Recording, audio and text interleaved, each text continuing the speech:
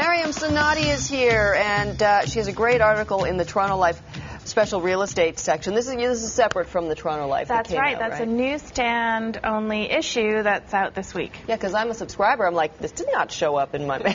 No, it's a special issue we're doing. It's great.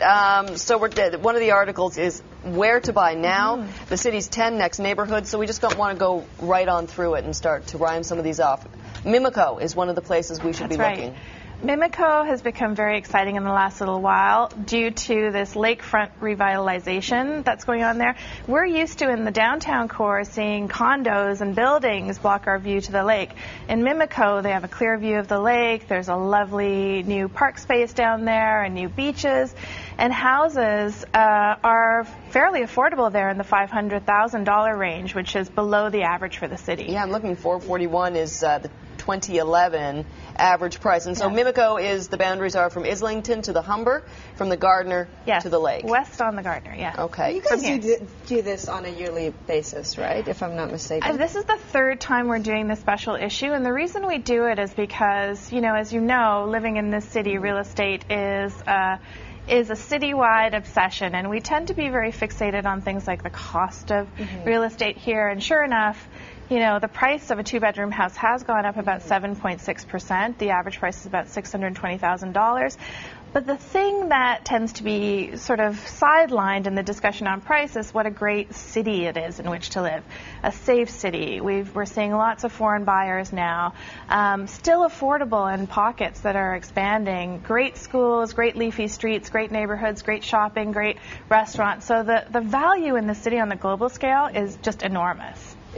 One of the reasons why I asked that as well is because I was going to ask, how much time do you have from the moment that you publish an up-and-coming neighborhood to actually buy into that neighborhood before the price skyrockets? Well, what we did in this particular issue and the story on where to buy now was look at various factors. And one of them was value over 3 years, how the price has sort of increased a little bit, but not too much in these pockets that are becoming more and more popular and people are moving into. So I think our recommendations are for 2012, or really for next year. These are pockets that are just on the cusp of becoming more popular. And one of the neighborhoods that is really popular, and you have it featured here, that's a little bit more affordable, is St. Lawrence. Can you tell us about that neighborhood? St. Lawrence Market?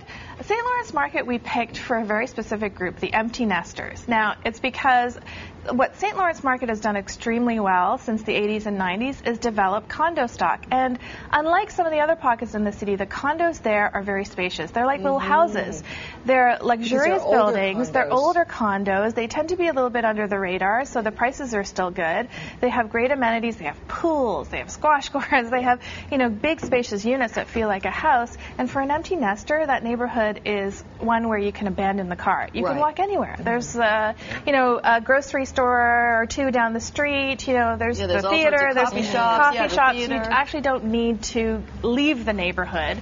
So for someone who is sort of downsizing, you don't have downsized too much, and they still have all the, richness of the city at their doorstep. You don't need a car. Don't need a car. You can maybe the marina's close by, actually. That's not even on a trailer. I don't care. Yeah. No, there's Sugar Beaches nearby. You can go to the beach there. Oh, yeah, that's right. New Sugar Beach. This is one I live fairly near, and I actually do always kind of take a look and think, gosh, this seems like a great little area. Christie Pitts. Christie Pitts is terrific. And, it's really the story of a community. In about 2006, a little community association formed there that over time, as their ranks swelled, they looked at what was going on in the park system there. Christie Pitts used to be kind of a dodgy place to go. Thanks to this community association, they really cleaned up the parks. They made it really family friendly. It has great housing stock from the mid-20th century, the classic Toronto 1960s semi and detached home. And now the families and everybody, the whole neighborhood is really using the park in a way they hadn't about 5 or 6 years ago. Liza was mentioning last week that you should follow the artists when you're picking neighborhoods. Yes. Did you find that there was a common thread with all of these? Yes. Is it the artists? Is it the families? Artists are sort of a lever for gentrification, for lack of a better term. But, there's a pocket, actually, on Lansdowne between Bloor and Dundas. It's a stack of neighborhoods called Wallace, Emerson, and Brockton Village. And the artists were the first first people to really go in there. And now you see, cafes and galleries and shops and restaurants that Toronto Life is very interested in looking at in our monthly issue. Now you see people moving into the neighborhood that hadn't been there 2 or 3 years ago, pushing strollers down the street. Again, it has great housing stock. It's still affordable. And it was really an area that was created by artists and creative people. And one of the most, talking about price points because they vary considerably, one of the best ones is in the East End. East End Danforth? Yeah, or in Lamoureux. Oh, Lamoureux, Yeah. yes, very east.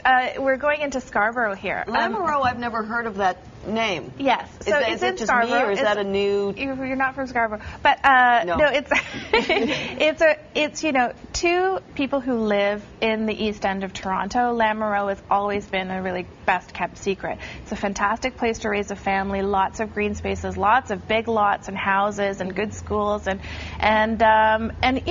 this is kind of an interesting thing now as prices get higher and higher, as the market is really on a tear still in this city. The boundaries of where die-hard downtowners would live has been expanded. So you see people going west to Mimico, you see people going east to Scarborough, and perfectly happy and to live there, and even farther out outside the city's borders. What's Blake Jones? That's another area I've never heard of. Blake Jones is also called the Pocket to the people who know it. You know this well. Pocket, yeah. You know the Pocket well, and it's sort of roughly at the intersection of Jones and Danforth and surrounding area, sort of Pape and Jones. Yeah, it says Pape Avenue to Greenwood, Danforth to the railroad tracks. That's right. North of Gerrard. And because of the railroad tracks, it's created this sort of enclosure, this sort of cozy neighborhood. That's why they call it the Pocket. Excellent neighborhood feel. It's the type of place where everybody's name on the block. If you're so inclined to do that, that's the best place to live. One of the best places to live in the city. So terrific family feel, terrific houses, and a great community. How important is it to the real estate market that your neighborhood has a name? Because I remember when I first moved into my neighborhood, we were sort of in between two well-known areas and no name for that area. And someone told me you should name it so that so the prices go up. Or every year we hear new names. Yeah. A few years ago there was no Corktown, and now there's exactly. Corktown. And Corktown, which is a zip along the streetcar, has become this great place to live for young professionals. It's very close to the downtown core. It's close to the financial district, and it's just blooming in loft. So every year, as the city gets more and more and more, so sophisticated. Name your neighborhood. Yes, there are neighborhood names that are coming up. Maryam Sanati, thanks so much. You guys do such good work over at Toronto Life. I'm always intrigued by all the articles, and this is the special real estate edition, Where to Buy Now, the city's 10 next neighborhoods. They also have how to ditch the mortgage, Toronto's best condos, all in this issue. It is 10 to 8 now on Friday morning. We're going to take a break. We'll be back in just a moment. Thank you. So do you know why they decided to go?